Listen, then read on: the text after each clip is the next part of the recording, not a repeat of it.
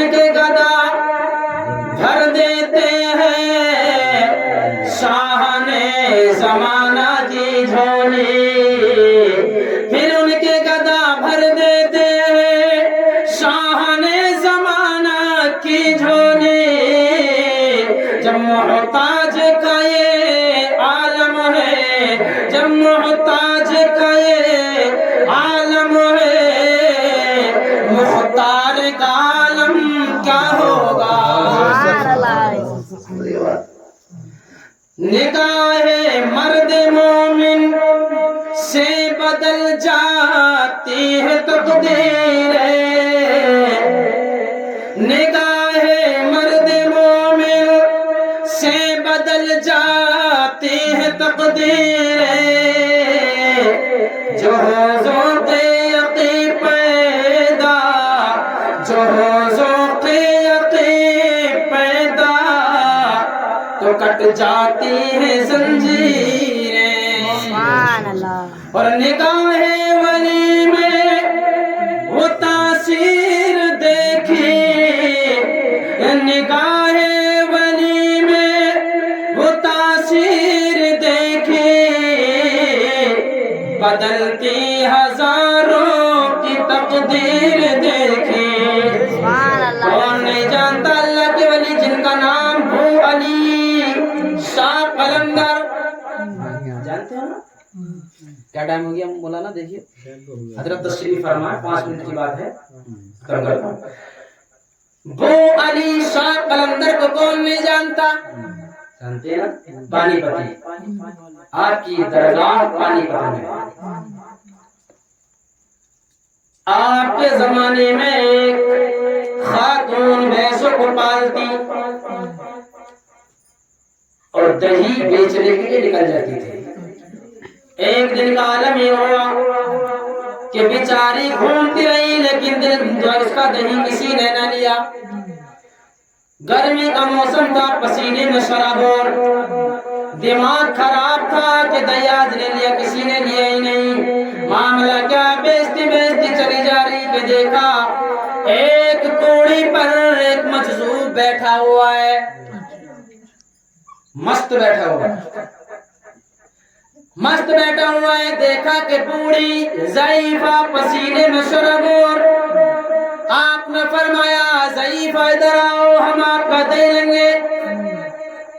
ضعیفہ نے دیکھا یہ کوڑی پہ بیٹھا، کرتے میں بٹن نہیں ہے، بٹنوں کی جگہ کیکڑ کے کانٹے لگائے پڑا، یہ میرا دہی نہیں دے گا۔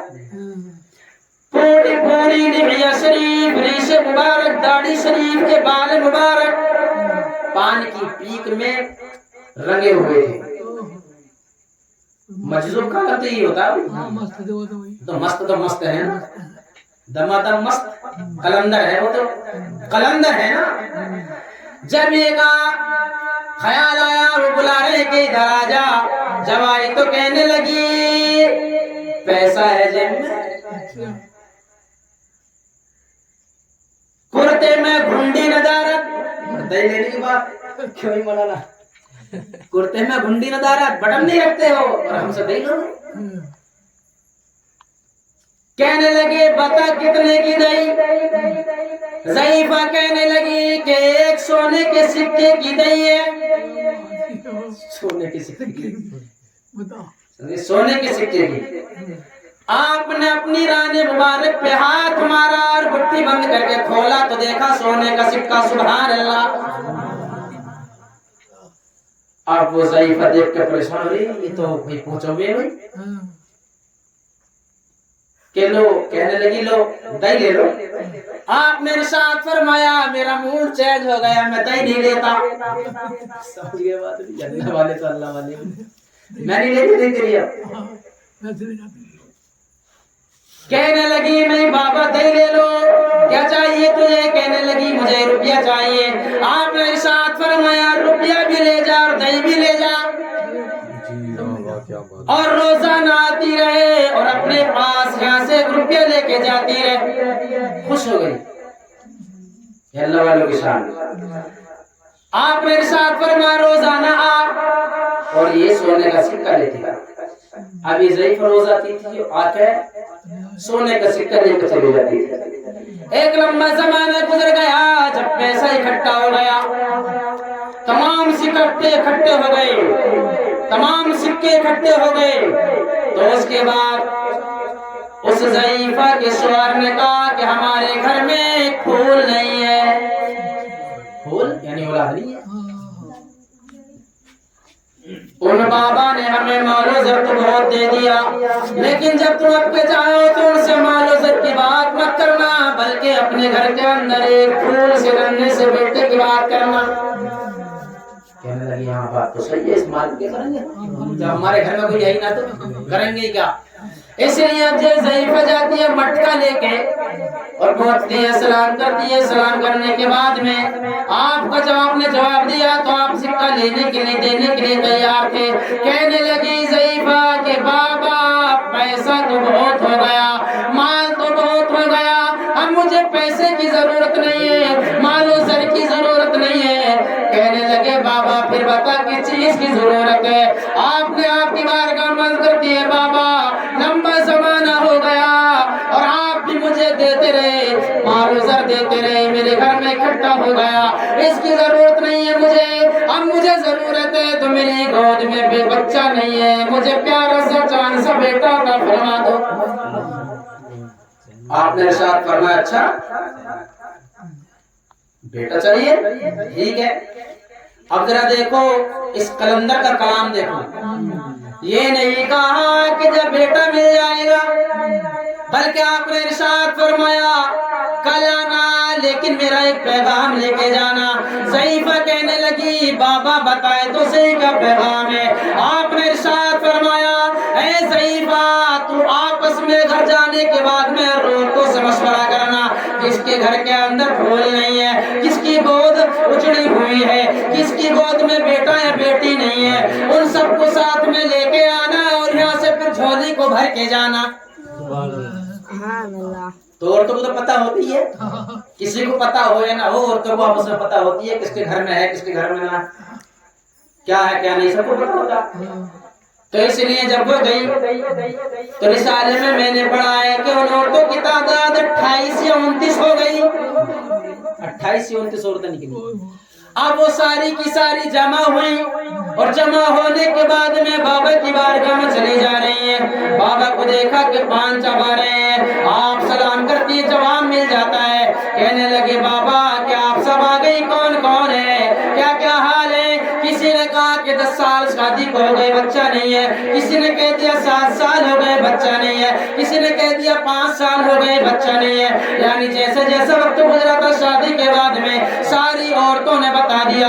جب سن لیا تو سننے کے بعد میں آپ نے جو پان کھا رہے تھے اس کو نکالا اور نکالنے کے بعد میں عورتوں کو دے دیا کہ لو اپنے ہاتھ پہ رکھو اور اسے کھاتے چلے جانا، اللہ تمہیں بیٹا عطا فرمائے گا۔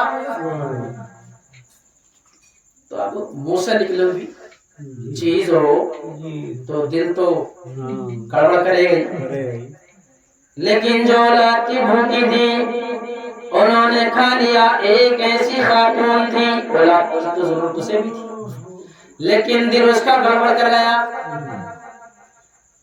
کہ اگر کھائے گی تو پلٹی ہو جائے گی، دل مالش لینا شروع ہو گیا۔ اس نے نہیں کھایا اور نہ اس نے وہاں پھینکا، جیسے سب عورتیں کھا کھا کے وہاں سے نکلی تو اپنی مٹھی میں لے کر کے چل پڑی، راستے میں ایک پتھر پر پھینک گئی، راستے میں پتھر پھینک کے چلی گئی۔ 1 مہینہ گزر گیا، 2 گزر گئے، 3 گزر گئے، 8.5 9 9.5 مہینے گزرے تو دیکھا کہ 28 عورتوں کے گھر میں بیٹا پیدا ہو گیا۔ سبحان اللہ۔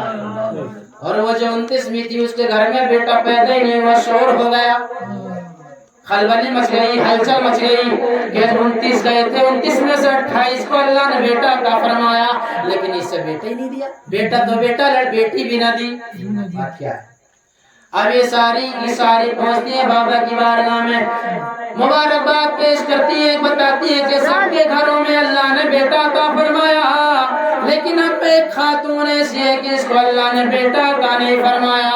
وہ علیشہ قلندر جلال میں آ گئے، کھڑے ہو گئے، رب کی بارگاہ میں چیخ کر کے کہتے ہیں میرے دوست، اے میرے دوست ختم ہو گئی.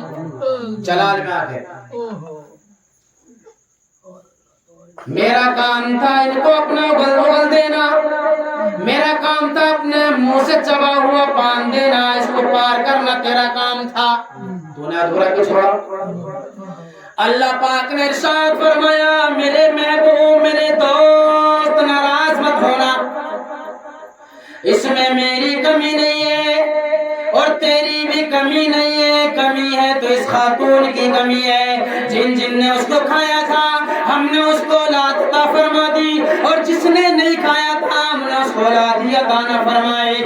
آپ نے سن لیا تو کھڑے ہوتے ہیں اور عورتوں سے کہتے ہیں کہ کیا بات, تو نے یہ بتا کہاں وہ ڈالا ہے کہاں نہیں ڈالا ہے.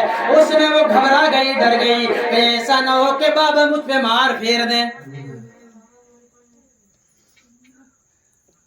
کہنے لگی کہ میں نے اس کو کھایا نہیں تھا بابا, میرا دل مالش لینا شروع ہو گیا تھا, میرا دل کچیانا شروع ہو گیا تھا, مجھے متلی آنے تیار تھی, میں قطع کرنے کے لیے تیار تھی, اس لیے میں نے نہیں کھایا. آپ نے ارشاد فرمایا تو بتا خاتون تو نے وہ کہاں ڈالا ہے, کہاں پھینکا, اس کا کیا ہے؟ اس خاتون نے کہا تھا میں نے راستے میں جاتے ہوئے پتھر پہ ڈال دیا تھا. آپ جلال میں آ گئے اور جلال میں آنے کے بعد میں آپ نے اپنے قدم کو زمین پر مارا, اور زمین پر مارنے کے بعد میں ارشاد فرمایا ضعیفہ چلو اور جا کر کے دیکھو اسی پتھر پہ جہاں تم نے اور پیک ڈالی تھی وہ تھوک ڈالا تھا, وہ میرا چبا ہوا پان ڈالا تھا, وہاں جا کر کے دیکھو تمہارا بیٹا اسی پتھر پر کھیل رہا ہے. سبحان اللہ, اسی پتھر پر کھیل رہا ہے. ابھی جاتی ہے ضعیفہ دیکھتی کیا ہے کہ چاند سے بیٹا اس پتھر پر کھیل رہا تھا. یہ اللہ والوں کی شان, یہ ہے اولیاء کاملین کی شان, جو بے اولاد ہو ان کو با اولاد بنا دیں, ادنا آئے بارگاہ میں تو اعلیٰ بنا دیں,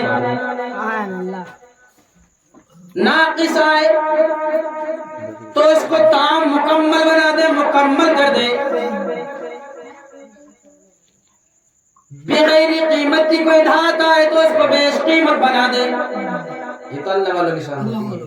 تو اس لیے اللہ والوں کے دامن کرم سے وابستہ رہو. یہ تو غوث اعظم کی 11ویں مہینہ, ہاں تو ہم سب کو اللہ پاک غوث اعظم کے دامن میں جگہ عطا فرمائے.